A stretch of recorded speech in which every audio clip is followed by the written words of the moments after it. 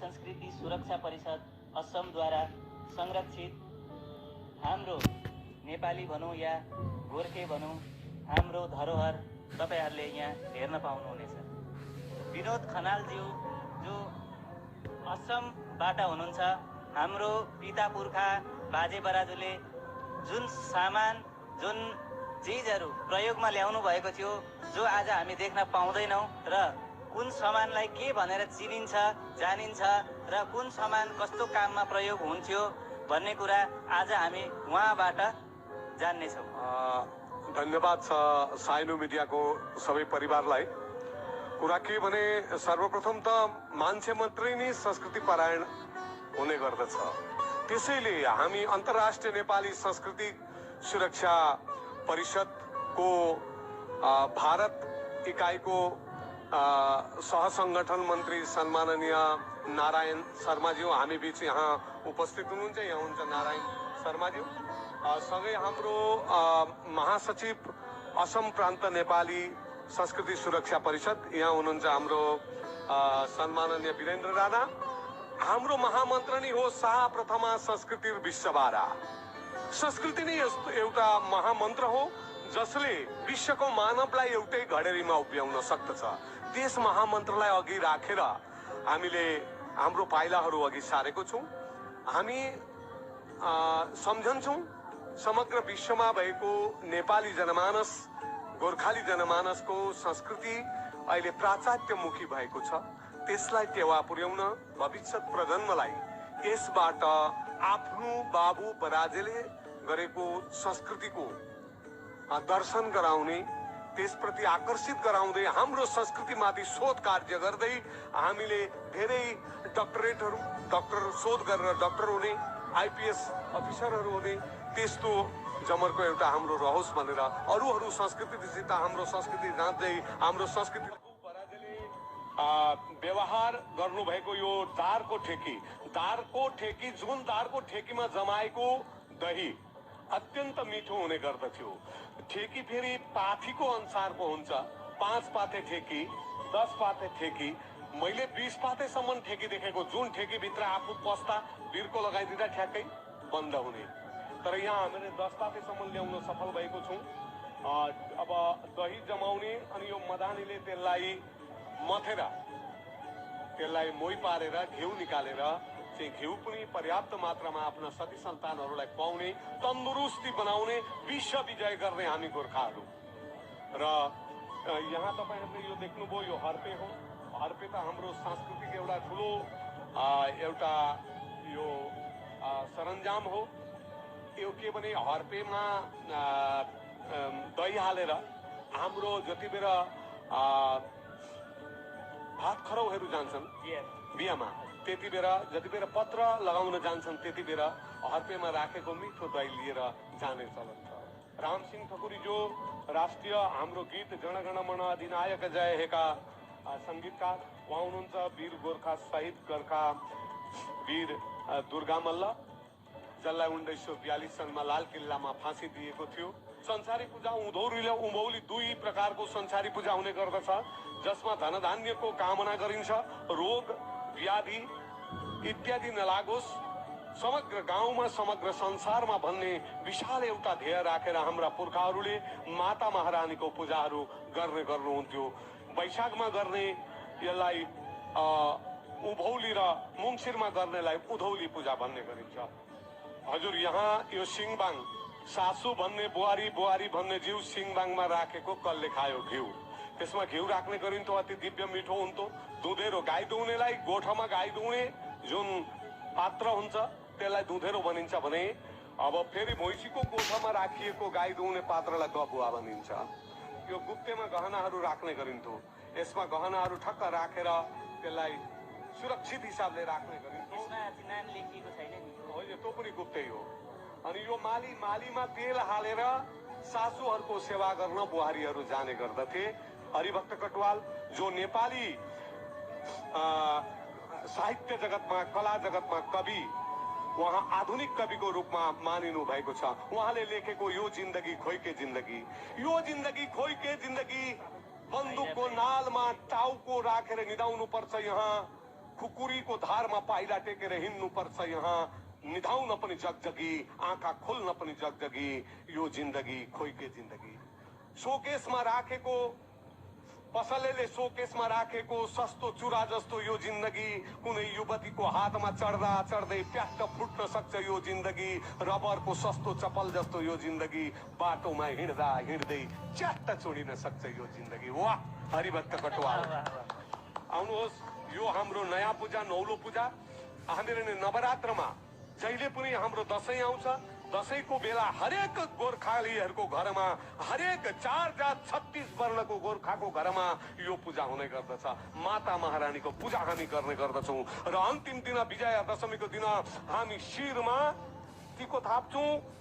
आयु द्रोणसुते श्रेयम दशरथे शत्रुक्षैन राघवे ऐश्वर्येन बुषे गतिश्च पवने मानन्छ दुर्योधने। हिन्दू धर्मका सबै जति पनि विशाल विशाल काण्डारीहरू छन् उहाँहरूको नाम लिएर हामी शिर थाप्छौँ। अन्तिममा नारायणको जस्तो श्रेय होस् भनेर आफ्नो सन्तानलाई, सती सन्तानलाई आशीर्वाद प्रदान गर्ने हाम्रो पुर्खाले कत्रो दिव्य संस्कृति राख्नु भएको छ, हामीले बुझ्नु पर्ने समय आएको छ। अब आउनुहोस्, हाम्रो यहाँ यो पाङ्देन अनि बक्खु, तागी, खदा, यो हाम्रो दिव्य संस्कृति, हाम्रो यो बौद्ध धर्ममा हाम्रो लामाहरूले, बौद्ध धर्म अनुयायीहरूले लगाउने यहाँ सरसामान छन्। उहाँहरू पनि गोर्खा हुन्, किनभने बुद्ध हाम्रो भगवान नारायणको अवतार हो। तसर्थ त्यो संस्कृति पनि हाम्रो नेपाली संस्कृति, गोर्खाली संस्कृति हो। यो पंजाब कला साहित्य एकाडेमीले हामीलाई कलाश्री सम्मान प्रदान गर्दै गरेको अवस्थाको फोटो हो। यो हो उहाँहरूले प्रदान गर्नुभएको यो घुर्रो। हेर्नुहोस्, यो घुर्रो यहाँ कति यो दिव्य कला केमा प्रयोग हुन्छ? यो दिव्य कला छ। यहाँ हेर्नुहोस्, हाम्रो पुर्खाले गरेको यो कला। यसलाई यसरी माथि बाँधिन्थ्यो, बाँधेर यहाँ मदानीको यो पस्थ्यो अनि तल ठेकीमा पस्थ्यो अनि तान्दा घुर्थ्यो र यसको नाम घुर्रो। हजुर, हाम्रो पुर्खाहरू साँच्चै नै कलाकार हुनुहुन्थ्यो।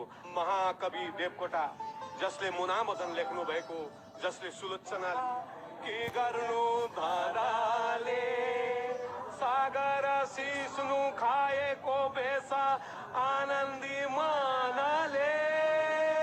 वाह, देवकोटा जी को क्या निदर्शन छ। यो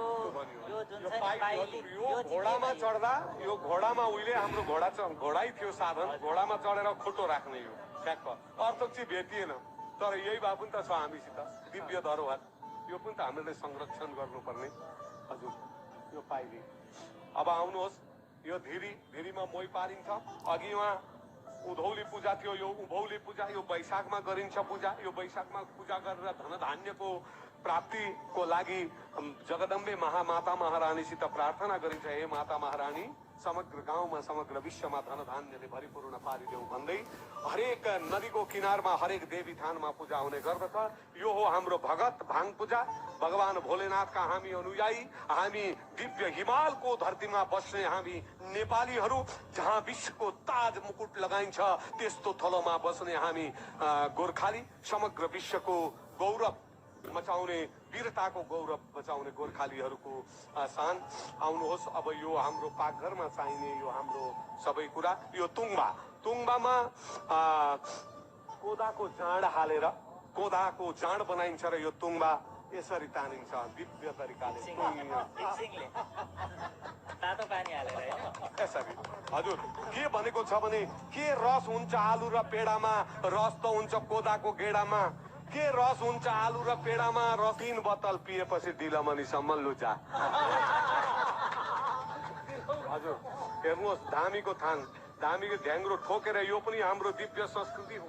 हुन त यसलाई हामी दुष्कृतिको रूपमा पनि मान्दछौँ, तर भए पनि हाम्रो पुर्खाले चलाएका थिए, सान्त्वना दिन्थे। त्यति बेला डाक्टर थिएनन्, सबै कुराको पहल हामीहरूले बुझ्नुपर्छ।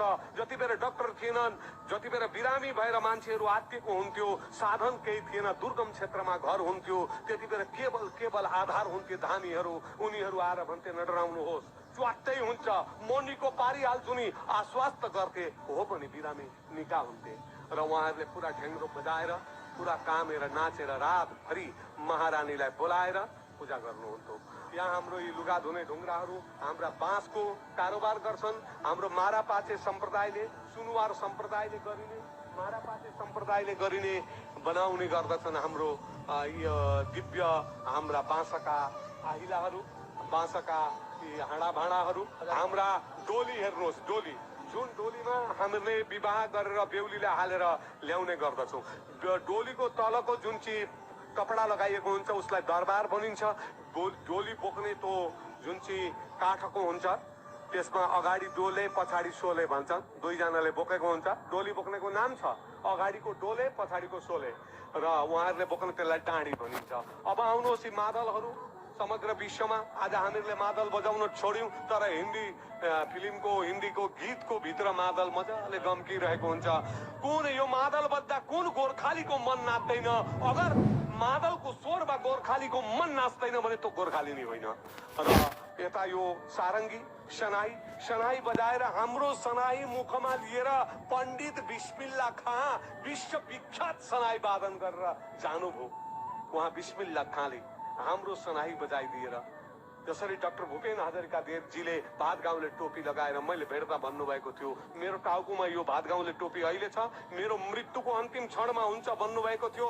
बिनायो रितिङ रितिङ नबजाऊ बिनायो, बिनायोले मन मेरो छिनायो, साइला दाई आकाका अल्लाह रे आहा। यहाँ हामी सबै किसान, समग्र गोर्खाली की समग्र नेपाली साहित्य की शान, हामी सबैको श्रद्धेय पारिजात विष्णु माया ओइबा। उहाँको जन्मस्थल हाम्रो दार्जिलिङमा हो। उहाँले लेख्नु भएको शिरीषको फूल समग्र विश्वभरि प्रसिद्ध छ, सबै विश्वका सबै भाषामा अनुदित छ।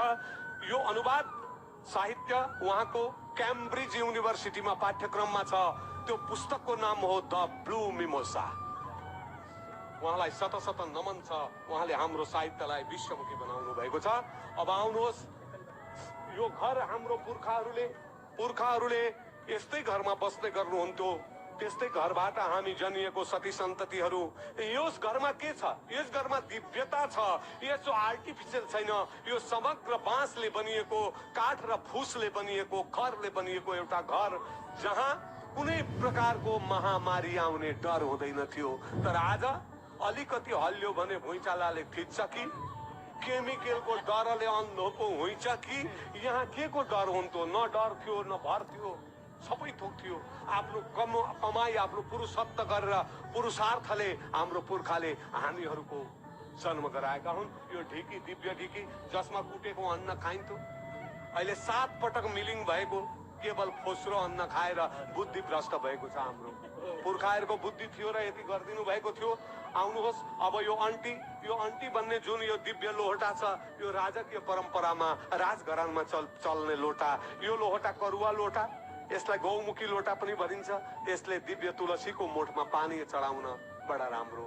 हाँडाभाँडाहरू, जुन हाँडाभाँडाहरू अहिले पाउनै गाह्रो छ, खड्कुलो भतेर लगाउनको लागि राखिन्थ्यो खड्कुलो। यहाँ श्रमिक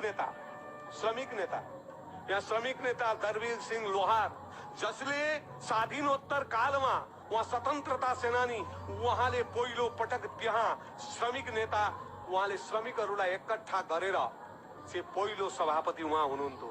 अहिले त्यही उहाँको आसनमा बसेर भारतको सलामधन्य मिनिस्टरहरू बनेका छन्। हाम्रो मानिसले खोलिदिएको संस्था दलवीर सिंह लोहारजीले। आउनुहोस्, अब यहाँ मानापाथी, यहाँ हेर्नुहोस्, मानापाथी जोक्ने कुरा, कुरुवा, माना पाथी, यो चुठुवा, कपारो, दिव्य चलन। हाम्रो जति बेला हाम्रो आमा दिदी बहिनीहरू सुत्केरी हुने गर्दछन्, चुटुवाको त एकदम कामैको नि। अरू बुढाबुढी भयो भने घरबाट उठ्न सकेन, घरबाट निस्किन सकेन भने त्यसैमा झाडा पिसाब इत्यादि गराउने। यसलाई चुटुवा हामी ओल्लोपट्टि पूर्वपट्टि भन्छौँ, पश्चिमपट्टि यसलाई कपारो पनि भन्छन्। कोपारो, सिरुपाते खुकुरी छ, अनि तपाईँको कर्द छ, चकमक छ, चुप्पी छ। यो विश्वको जब म संकटमा परे तब तिमीले मलाई बचायौ। मेरा पूर्व र पश्चिम कोखमा बाले दुश्मनले आगो, आऊ प्रिय वीर गोर्खाली सपुत मलाई बचाऊ। यो खुकुरीको दिव्य शान छ। यो खुकुरी केवल अहिले गोर्खालीको मात्रै भएको छैन, यो आसाम राइफल्सको पनि यो प्रतीक चिन्ह हो, गोर्खा रेजिमेन्टको पनि प्रतीक चिन्ह हो। विश्वमा गोर्खालीलाई चिनिन्छ भने खुकुरीले पनि चिनिन्छ र दिव्यता छ खुकुरीमा। सबैले खुकुरीलाई माया गर्छन्, राखेका छन्। यो बालुनको पुस्तक त्यहाँ भित्र लेखिएको छ, विक्रम सम्वत 1700 सदीमा लेखिएको पुस्तक भनेर। दार्जिलिङमा 1950 सालमा प्रकाशित भएको हस्तलिखित पत्रिका अनि 1943 मा प्रकाशित भएको यो प्रगति पत्रिका अनि 1950 सनमा गोर्खा छात्र संघको मुखपत्र थियो।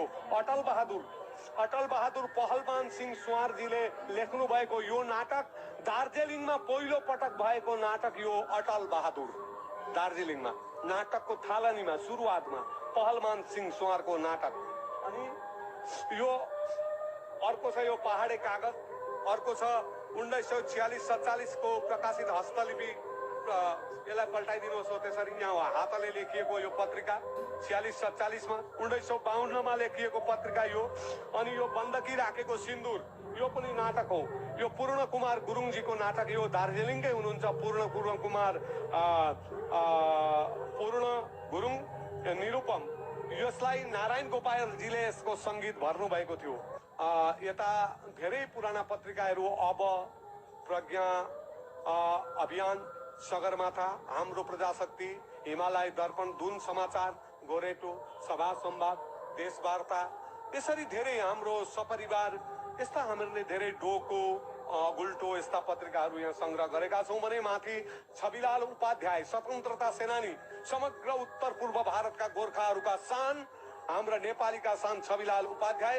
उहाँ नै हो प्रतिष्ठापक कांग्रेसको सभापति आसाम प्रान्तको छविलाल उपाध्याय। त्यसै गरी मोतीराम भट्ट जानिहाल्नुहुन्छ। मोतीराम भट्ट हुनुहुन्न थियो भने सायदै भानुभक्त नै हुने थिएनन्। मोतीराम भट्टजी उहाँ माथि, उहाँ युवा कवि भनिन्छ उहाँलाई। मोतीराम भट्टजी हिन्दी र नेपाली दुवै साहित्यको वरिष्ठ एकजना साहित्यकार। उहाँले चुँधी रङभामा जन्ती जाँदा त्यहाँ श्लोक भनेको सुन्दा कसले लेखेको भनेर भानुभक्तको घरमा गएर भेला गरेर भानुभक्तलाई सृजना गरिदिनु भयो र शत नमन छ उहाँलाई।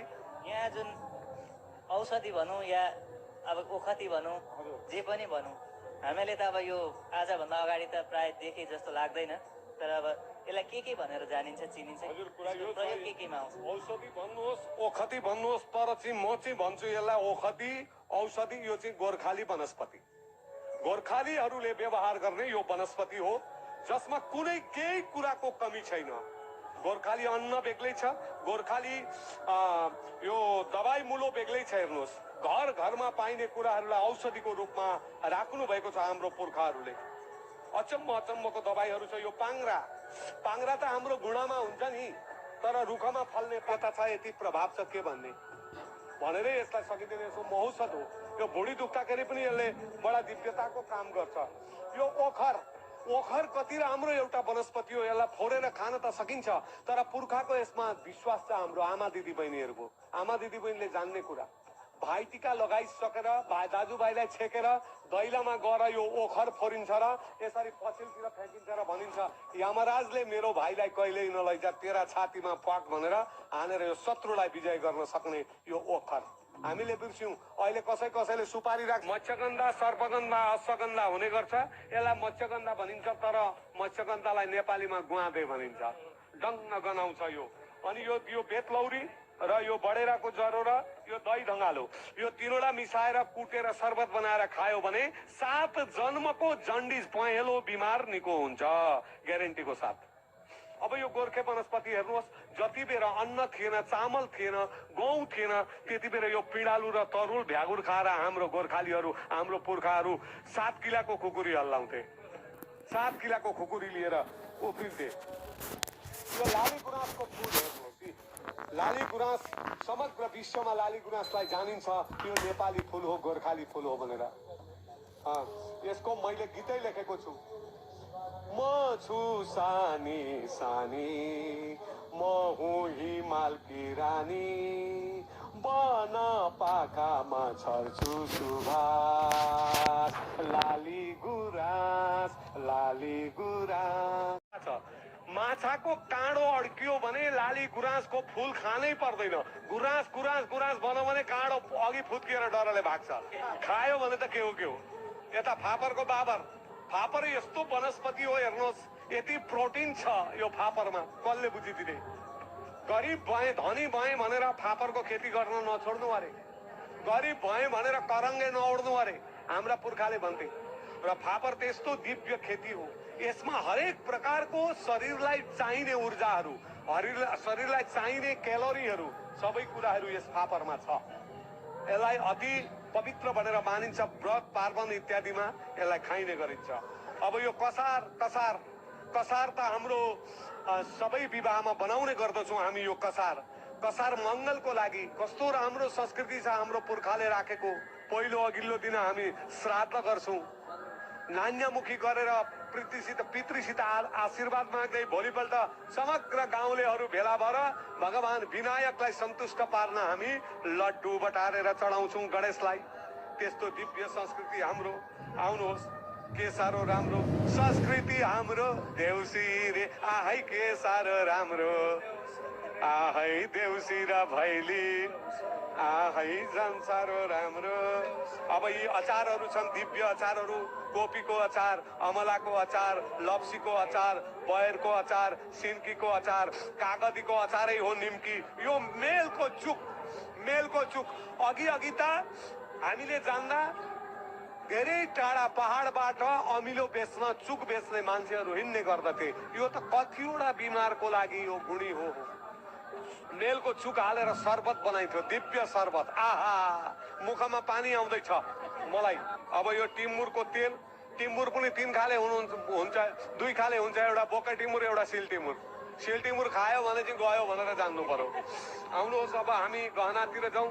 फुटेको कौडी भनेको के हो भन्नुहुन्छ होला? यही पैसा हो, यी दुलो परेको छ। यो हो फुटेको कौडी, यहाँ दुलो छ, यो चल्ने गर्दथ्यो अघिको दिनमा। आउनुहोस्, अब यी गहना, शिरबन्दी, यो कर्णफुल, यो माडवारी, यो सुल्पामा यहाँ अघिल्तिर बिडी लगाएर, बिडी अनि यहाँ खाने यो याइसी जिनिस हो। यो हुन्छ कि क्या हो कतै? हामीले एक दिन साँच्चै नि विश्वमा प्रत्येक 4 घण्टामा एउटा भाषा र संस्कृति हराइरहेको छ र हामी पनि कतै हराउनतिर लम्किरहेको छैनौँ। सभ्यता भन्दै, संस्कृति भन्दै अरूतिर दौडिएर अपसंस्कृतिलाई, दुष्कृतिका पछाडि हामीहरूले पाइला चालेको छैनौँ। यत्रो दिव्य संस्कृति हुँदाहुँदै यसलाई अपनाउन हामी। उहिले पुर्खाहरूले हाम्रो आफ्नो पितृहरूको, आफ्नो पूर्वजहरूको फोटो यसरी हरिणको सिङ झराएको सिङमा राख्ने गर्दथे। यसलाई सान भन्ने सब्जी थिए। त्यसै गरी हामीले भानुभक्तजीलाई राखेका छौँ। भानुभक्तजीले दिव्य रामायण लेख्नु भएको छ। त्यसमा भन्नुभएको छ, एक दिन नारद सत्य लोक पुगी गया, लोकको गरौँ हित भनी ब्रह्मा ताई दिया, पर्याचरणमा खुसी गराया नि। जय हो भानुभक्तजीलाई।